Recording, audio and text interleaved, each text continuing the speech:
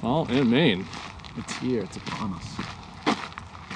I know. I think last time we were on camera, it was like all green, and here we are. We missed peak foliage, but we missed peak. Now we're in the Rust Belt. But yeah, the Rust Belt's good. Still looks pretty though. It smells good. I always find that in the fall, despite the fact that I'm plagued with fall allergies, that like smell of the kind of like slowly decomposing like organic matter kind of always smells kind of, at least out here by the ocean, it smells good. I agree. Yeah, it's things are still like kind of alive. It's not like that, you know, rotting fruit smell, but it's just like that sun-baked plants and a little bit of decay. It's quite lovely. I'll be knee deep in it today when I'm raking 10,000 leaves. Oof, yeah. I haven't even bothered getting into that. That's like so low on my radar at this point. Well, hi, I'm Sam. I'm Jason. And welcome back to DORKWALKS. What episode are we on? Is this 4? I think it's 4. Wow, 4 days. Nice.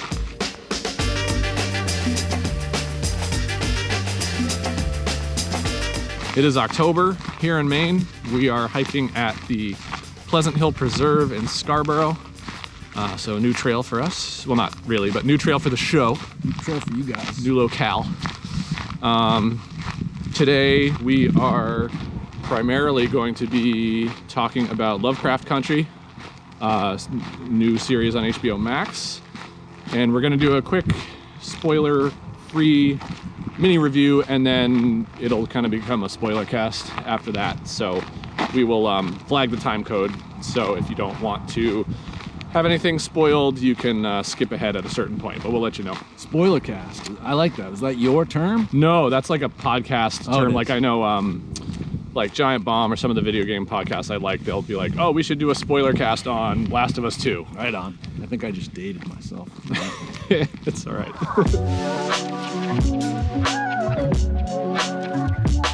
So how the heck does this show work? What do we do first? Usually one of us puts the other person on the spot by asking, so what did you think? Well wait, don't we do latest obsession. Right, current obsession. Yeah. Jeez. Yeah, take like a month off. It's like Rust Belt leaves, rusty dudes. Right.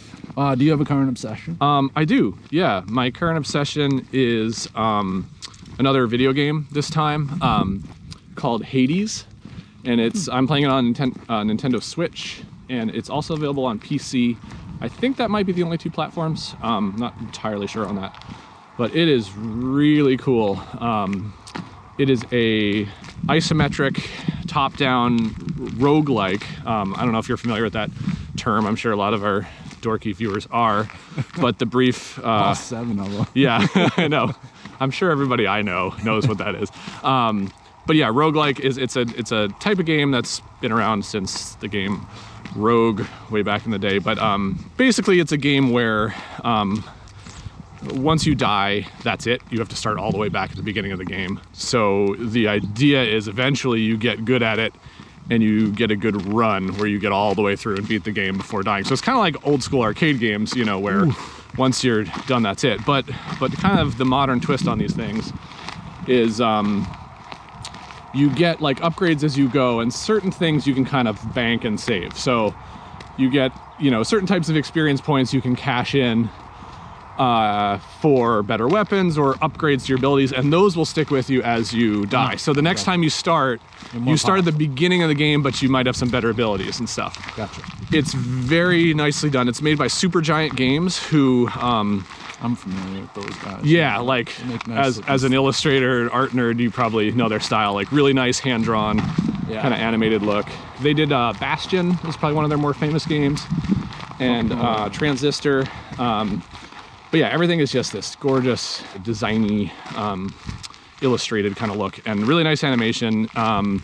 Fantastic music. All their games have great music. And the cool thing about this one is a lot of roguelikes. It was a kind of a genre I was a little bit afraid of, because it sounds so punishing, you know, to die and start over. But I started. It does sound like a massive commitment. Yeah, it seems like that, but it's kind of not, because if it's a game you like, you get into this groove where it's just like this game is just a joy to play. So each run, like, you just have to expect that you're gonna die.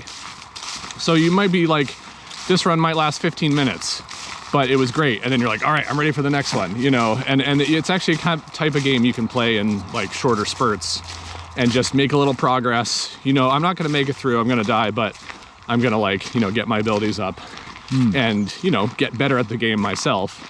And then next time I'll do better. Most roguelikes don't have much of a story. But this one's really cool because it every time you die, you wake back up in Hades. You're basically play as the son of Hades, and you're trying to escape the underworld. Huh. And it's got great like voice acting, and you meet all the different Greek gods along the way, and you can get different like powers from Zeus or Artemis or Poseidon, and you get like, you know, ocean powers to your attack or whatever. Oh, that's cool. But they also, there's a lot of dialogue, and it almost has some like dating sim elements where you're kind of like befriending, giving gifts, talking to different gods and characters like Medusa, and like getting on their good side, and then they help you out, and lots of like talking to different folks. And when you die, you return to the palace and you have the chance to like have these conversations with all these characters that are actually pretty charming. And so there's this story and character element that's not often present in these games that I think helps elevate it to another level. Plus the gameplay is just super tight and great. So I'm gonna have to look it up. Yeah, I've never played a game with any type of conversational elements. I'm literally just hacking and slashing, right? Think, or shooting, or killing, or riding, or jumping. But yeah, I'm curious to see what that's all about. It's a great mix because most of the gameplay is just kind of a very well-made hack and slash. It's not like a slow RPG, but then you have the conversational elements as well. So yeah, I love it.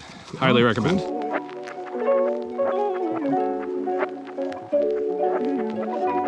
What about you? What are you obsessed with lately? I'm a little embarrassed with my latest current obsession because it's not that current, because you know that I've been reading this book now for probably 3 months, but I'm still obsessing over Frank Herbert's Dune and just like savoring, really savoring it. I think I mentioned to you when I started that, like, or it might have been my sister, but that it's just a nice, something about like pandemic isolation. It's a really nice time to be holed up with like a significant size book to be kind of delving into. And I actually had to look up the size of the book because I'm reading it digitally and I actually have no concept of like how big it is, but I guess it's like a 500-page book. Right. Pretty significant tome. But yeah, it's, you know, Frank Herbert, he's an interesting writer. Once you get into the book, it really captivates you, I think, with the breadth and scale and scope in much the same way that, you know, you could talk about Tolkien or Jordan. I think I did mention this to you, is I'd see a lot of influence on Game of Thrones in this. Totally. Just the political intrigue and the scale of everything. Yeah. But, man, he starts, I don't know if it's a generational thing, but it starts off very slow. Like, you really have to kind of push through the first 50 pages, in my opinion, before you get to anything like even resembling exciting or but once you're in it, I'm obsessed. I'm really captivated by his telling of the female character, Catherine, the Bene Gesserit. Is that how you pronounce it, do you think? Like, I don't know. She's described as this like Bene Gesserit witch. Oh, okay. And, like, I think that's how you would say it. But, it's been a long time since I read it, so I don't remember any of the Dune language. But there's just this whole philosophy behind the Bene Gesserit training and philosophy, and like her ability to like kind of influence others. Oh, and, yeah. And a lot of it is like very, reminds me of the Jedi powers. I was gonna say, it sounds Jedi-ish. It's very like Zen based. A lot about meditation, I feel. You could play into it. Right. But it's just kind of stony, and then it's more action packed, and I don't know. I'm just really, it's exciting me to go to see the film and see what Villeneuve does with it. That looks so good. But if you want to like kind of plant yourself and get into like a deep kind of enthralling kind of, you know, huge scale science fiction novel, I think Dune has a lot to offer. A lot of interesting characters, political intrigue, action. Yeah. I remembered the world building, liking it, but it's the world building I think that really makes it. It's like this unique. These characters land on Arrakis, this desert planet, and it's like they're coming from a place that's more like Earth with oceans and forests and just all that. Like suddenly there's no water or moisture, and they have to wear these weird suits and drink their own like sweat and like filtered urine. It's just crazy. It feels very believable, you know. Like he's great at the world building. Yeah. Well, it's such a cool, like, strange-looking world that has its own, very much its own vibe. Yeah, I'm kind of getting that weird bummed out feeling, so I'm probably going to finish it this weekend. I'm like, what am I going to read next? Well, are there more? There are more, but they're not as well, like, reviewed, I notice. And it's like, I almost feel like I don't want to, like, taint this experience by, like, reading the lame ones, you know? Right. So I don't know. I haven't decided yet if I'll go on to book 2, but... I felt that way a little bit about the George R.R. Martin stuff, where, like, the first, I forget, three maybe were, like, super good. Yeah. And it, like, I can't remember which one, but, like, I feel like by the 5th one, it was like, I don't know if I like this as much as I used to. Yeah. So I know that feeling. Well, you were also probably growing up. Or didn't you read them when you were like No. I was like 27 or something like that. Yeah. So that's awesome. I can't wait for that movie. It looks really good.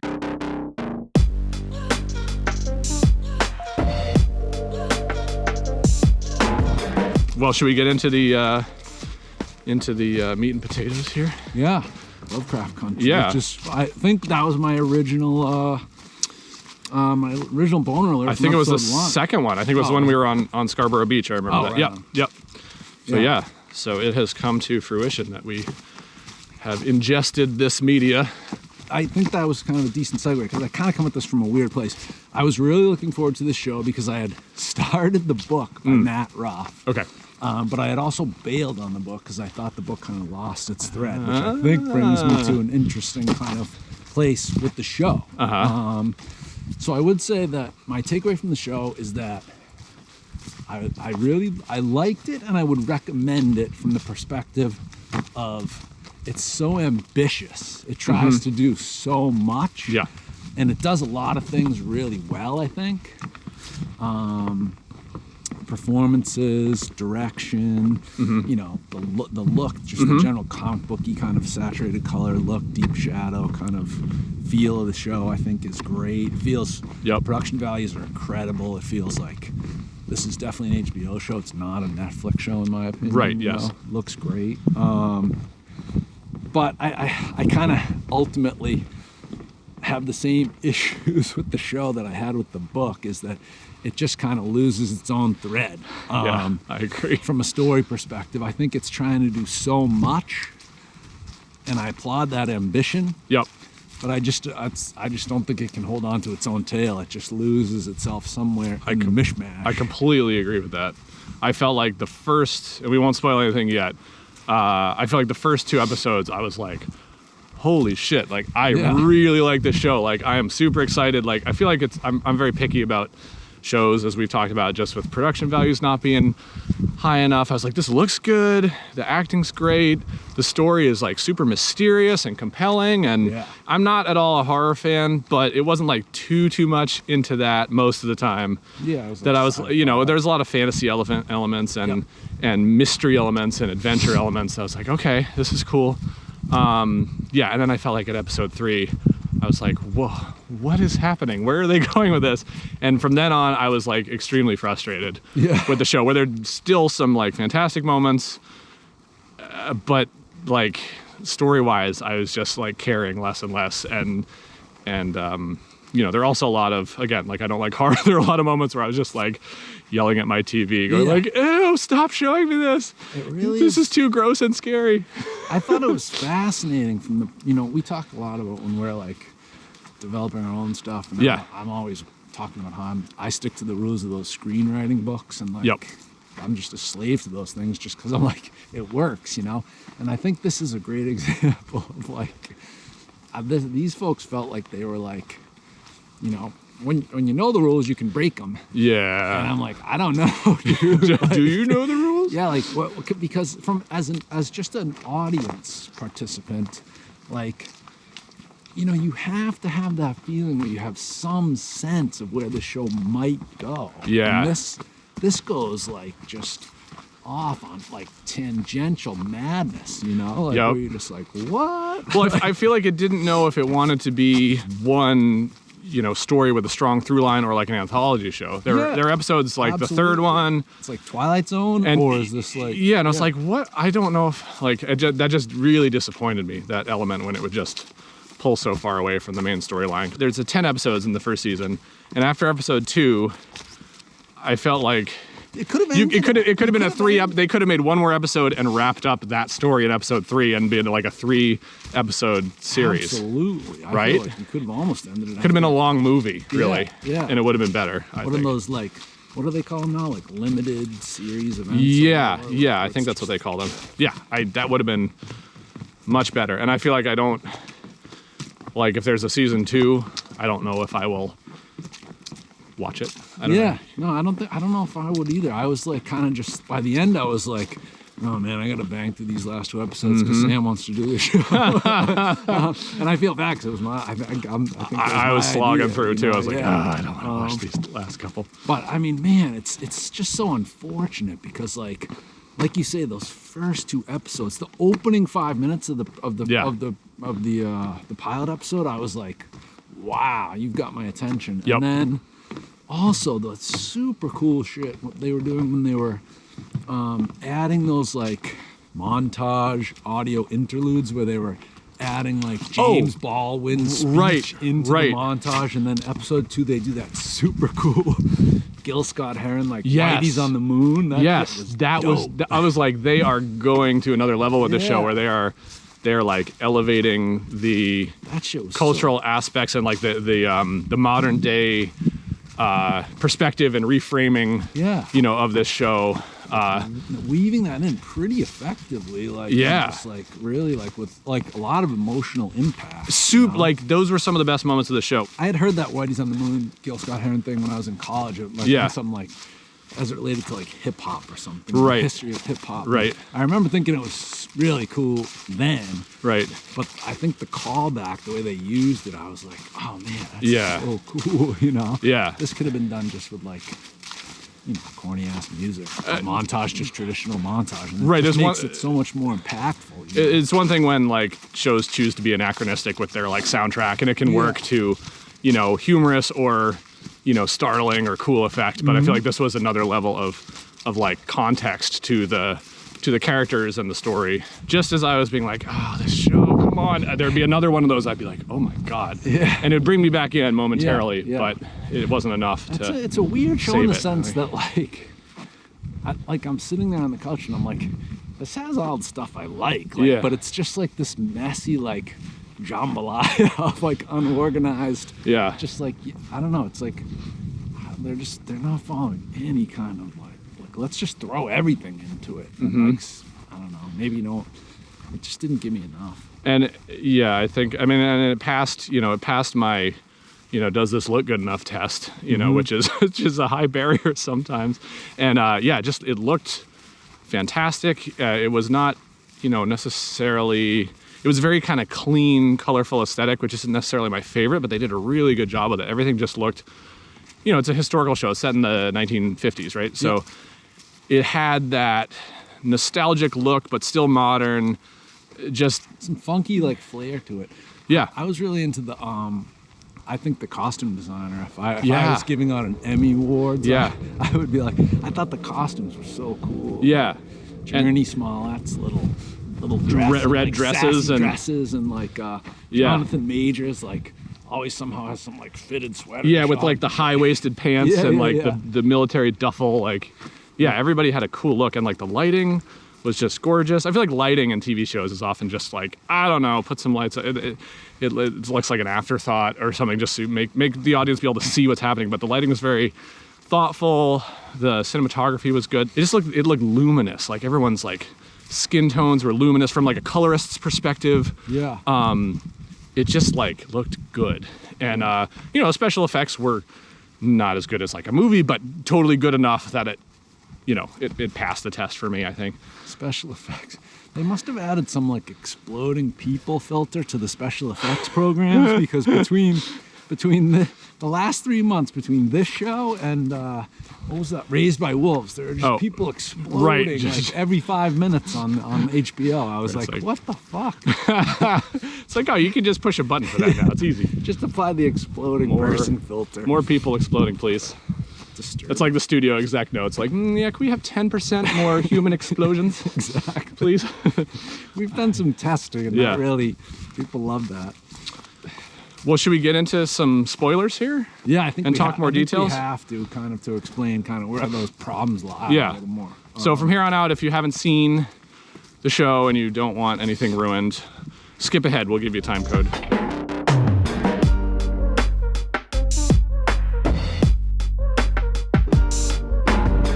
Like we said, first 2 episodes are great.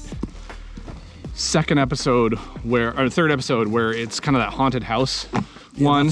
I wrote down the episode so I would remember. Oh, that's good. I had literally wrote it down as haunted. Haunted house. And it was like, well, okay, so the first 2, they go on this adventure. They live in Chicago, and then they go on this adventure to Ardham, which is kind of a made-up town in Massachusetts near Salem, which for one, that bothered me that they, several times during the show, they just drive casually back and forth in the 1950s in an old station wagon from Chicago to Massachusetts as if it's like 3 hours away, back and forth. And I was like, that is not, what is this? I thought the whole show would be, I thought the arc of the season would be like one journey from Chicago to Ardham. Yeah. Or, you know, they get there and stay there. And then they're like, back in Chicago, back in... Yeah, there was one episode where he's like, can I borrow Woody? And she's like, no, I'm using it. I'm like, that's not a, can I borrow the car when you're going to Massachusetts? Right, can I have the car for 3 weeks, please? Yeah, exactly. Yeah, so that bugged me. But then, yeah, they come back all of a sudden after the climactic events of the end of episode 2, where that whole mansion crumbles, you know?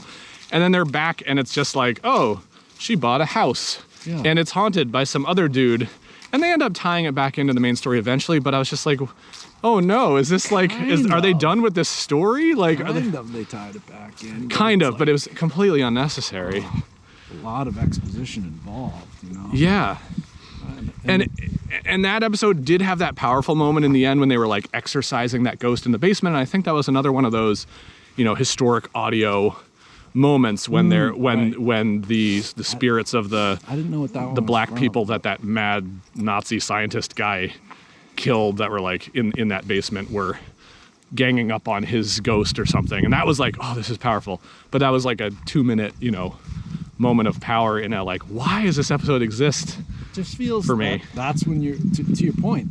Suddenly the show feels just episodic. Like that was literally, oh, there's haunted house, there's haunted slaves in the basement episode. Like, I mean, it's a cool enough idea, but like, are we still in our larger narrative thread at this point? And are we still in our like season arc? Like, what the fuck is going on? Right, here? right, exactly. And normally, like, I think on a normal television network, they pay attention to things like season arcs. And this was just fucking bananas. And now you're kind of starting, and now the seed of doubt is planted, right? As the viewer sitting on the couch, kind of confused as to like, wait, what happened to all that other stuff in the big mansion with like the cult of magicians and like that was a pretty involved storyline you've already asked me to invest in. Yes. And now we're on this like side journey with like ghosts in the basement. I'm like, what the fuck? All the way back in the town where we started for no apparent reason. Yeah.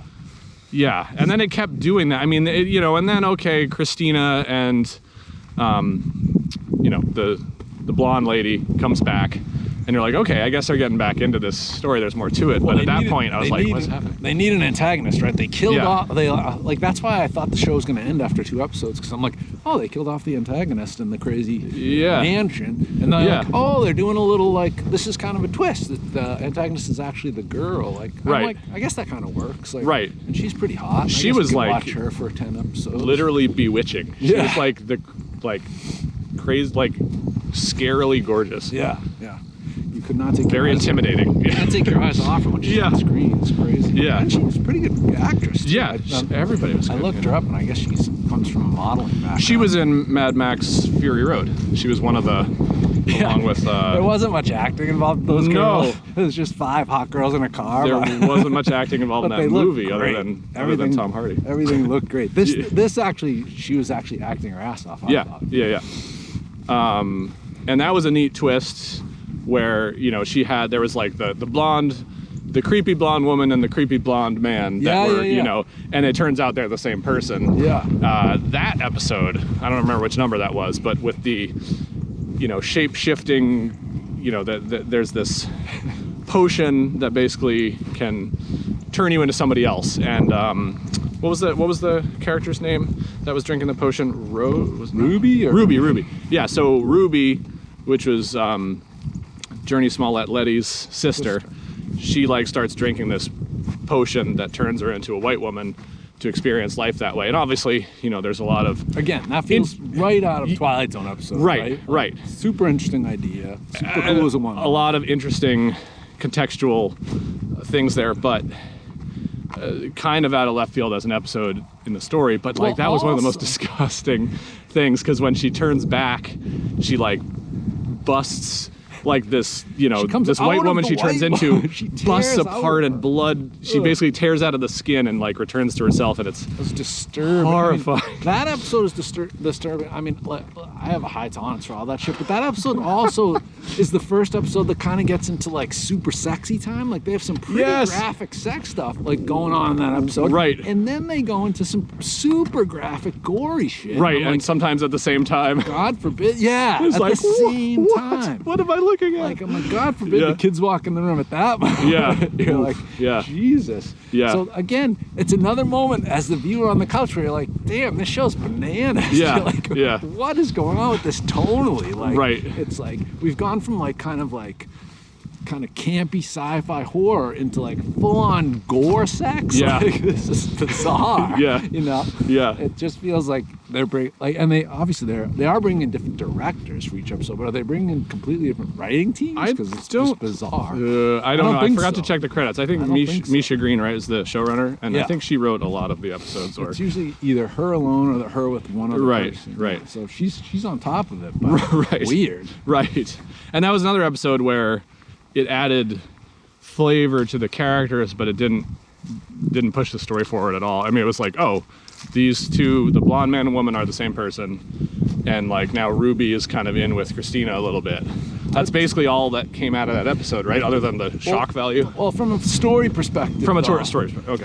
It allowed us to see that she can turn into whoever the fuck she wants. True. And that's that does come later. That's true. Into the show later. That's true. Yeah, you're right. And then there was the freaking like multiverse machine episode where Hippolyta gets like sucked into this other dimension.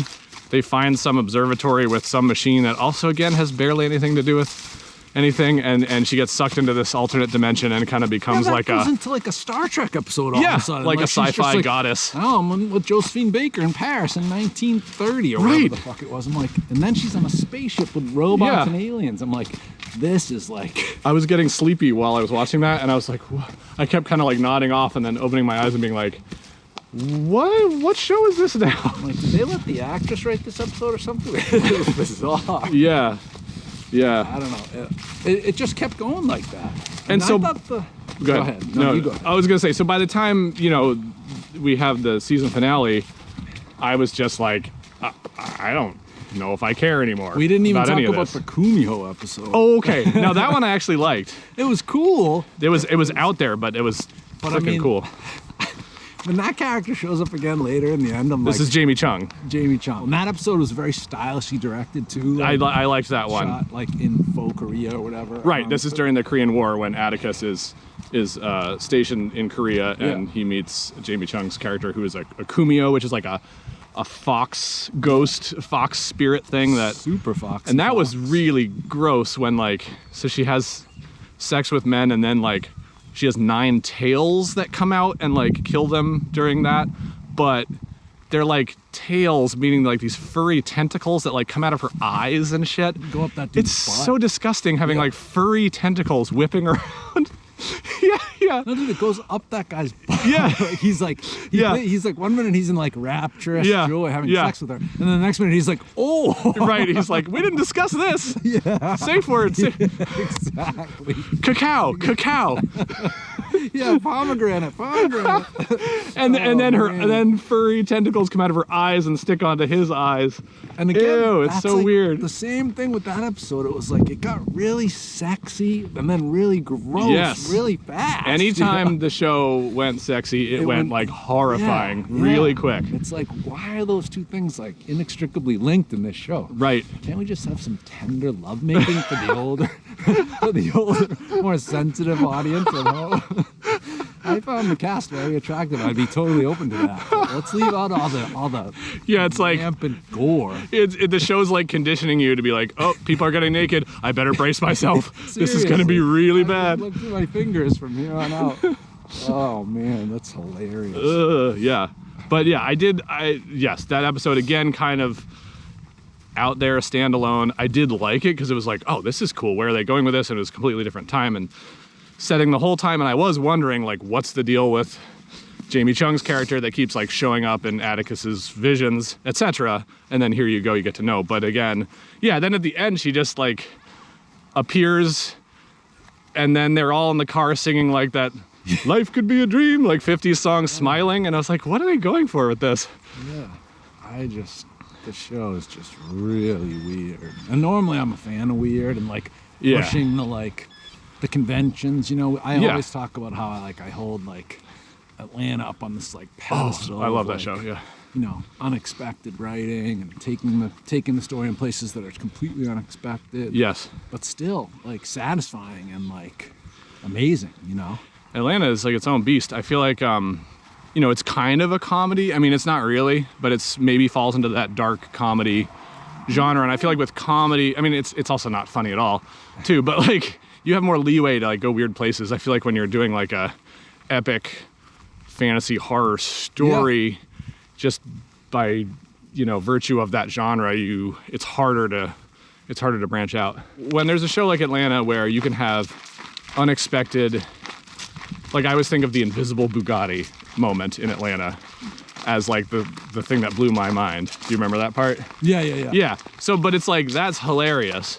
If you had some non sequitur in a show like Lovecraft Country, it would just further take you out of it. I think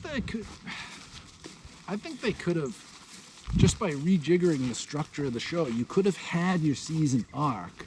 But I just feel like the show would have had to have culminated at Artem in the end episode. Yeah. And like, you could have done one-off episodes that you tossed in to show like this kind of increasingly supernatural world that these characters were occupying. Right. But then the next episode, you'd have to come back to your larger season story arc to kind of keep the through line going. Right. You know? Right. I just don't think they did that. They blew out that storyline in the first two episodes, and then they just went fucking bananas in the last 6 or whatever it was, or 8. There was a great episode of that. There's that weird show on Apple TV about the gaming developers. Mythic Quest? Mythic Yes, Quest. yes. Yeah. So Mythic Quest goes on a very, you know, linear narrative, pretty repetitive show. Not a great show in my estimation, but fine. I thought it was funny. Yeah. Then in episode like 6 or 5, they go off on this completely unrelated tangent following these two other characters you have never seen in the show. Yeah, that's right. And you're like, wow, what's going on here? This is kind of interesting. Okay, I remember that, yes. And you're like, and you're like, maybe for a minute you're like, I don't know if I like this. Like, I don't even know who the fuck these people are. Why should I care about them? But the writing is great. The performances are great. You watch the episode and you're like, well, I don't know what the fuck this has to do with Mythic Quest other than these are two like people that make games also. Right. And then they bring it as a callback in the last episode, and I'm like, oh, that was super cool. Right, you know? right. Like, I think if they had handled this stuff a little bit more like that, it could have been better. You know, we've talked about in our own writing and stuff about, especially this show being produced by J.J. Abrams, who was, you know, when we made our short film, we were talking a lot about like what we wanted it to be and like mystery box, right? And like, I feel like they just lose that quickly in this show. The first two, they're stringing along and you're like, what the fuck's gonna happen? And they just break that trust. Yeah. You know, very early in the season, right? Where you're just like, I don't know if I care what happens anymore because this is all nonsense. And if they had found ways to bring it back in a mysterious way, so you're like, wait a minute, that's what they were doing, or what was that? Or just put more questions in your head that link to the main story. Yeah, like in a satisfying way. Yeah. In a satisfying way. that would have helped a lot, I think. Absolutely. I think it's worth watching. It's interesting. It's ambitious. Yeah. It's beautiful to look at. Yeah. Great performances, but it's just kind of a mess. I mean, if anything, like watch the first 2 episodes. Yeah. And those are like worth watching on their own.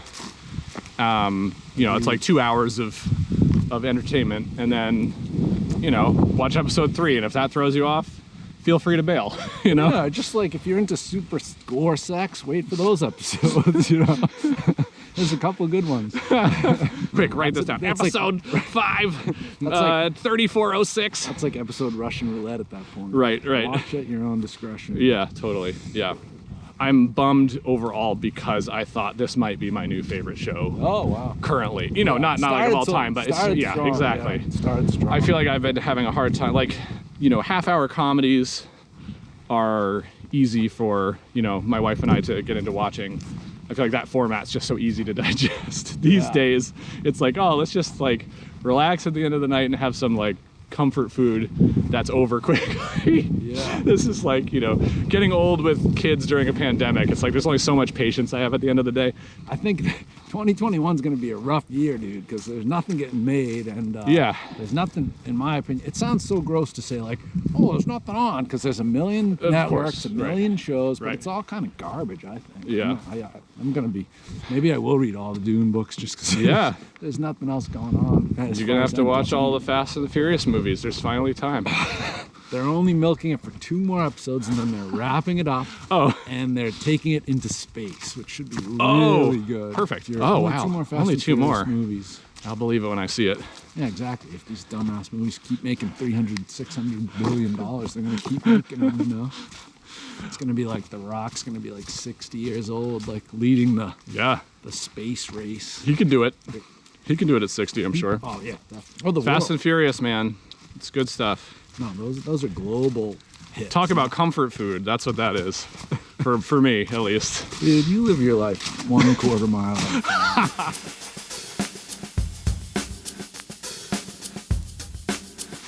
So, do you have a boner alert for anything coming up?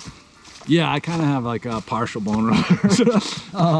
That's not very interesting or cool, but I was into those those latest Apple announcements. I kind of piqued my interest because I am indeed in the market for a new phone.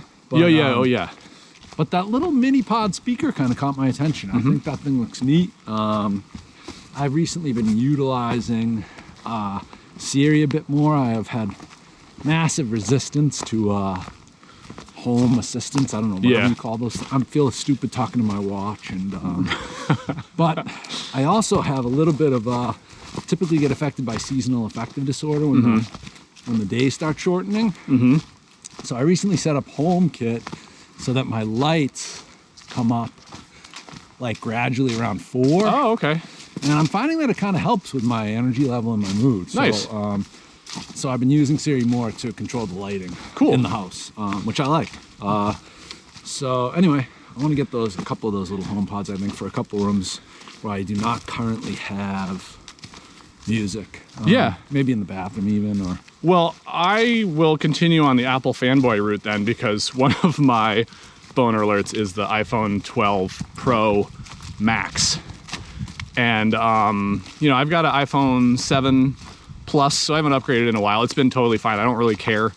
But just the camera on this, or cameras, 3 cameras on this iPhone 12 Pro Max specifically. I feel like phone photography has been good enough, you know, for things like travel and, you know, just casual photography for kind of a long time. Like, I've been happy enough with the stills out of my iPhone for a while. But I feel like video-wise, like if I go on a vacation and I want to make like a little travelogue video, I'll bring another camera. But yeah, the new 12 Pro Max has, I mean, I guess all the new ones have that Dolby Vision HDR, which is cool. But also just the larger sensors and IBIS, the in-body image stabilization, where there's like the sensor can physically move to compensate for your movement. It just looks like finally I could get good enough video out of my phone for, you know, casual use for a filmmaking nerd like myself. Yeah. Well, I think that's our show for today. Thanks for joining us on another dorky walk. we'll try to make another one before the snow hits. Yeah. I hope. I gotta come up with like a catchy sign off. I think I said something dorky last time, like catch you next time. Oh yeah, like, that's good. We gotta have terrible. catchphrases. Well, what's a good dorky send off? I'm gonna have to work on that. I don't know. I got nothing. It's got to be like some stupid quote from like a nerdy movie from the 80s or 90s or something.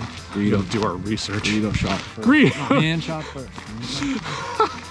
That's a good. Every episode you're like, and Han shot first. Oh God, that's bad. All right, next time. Bye.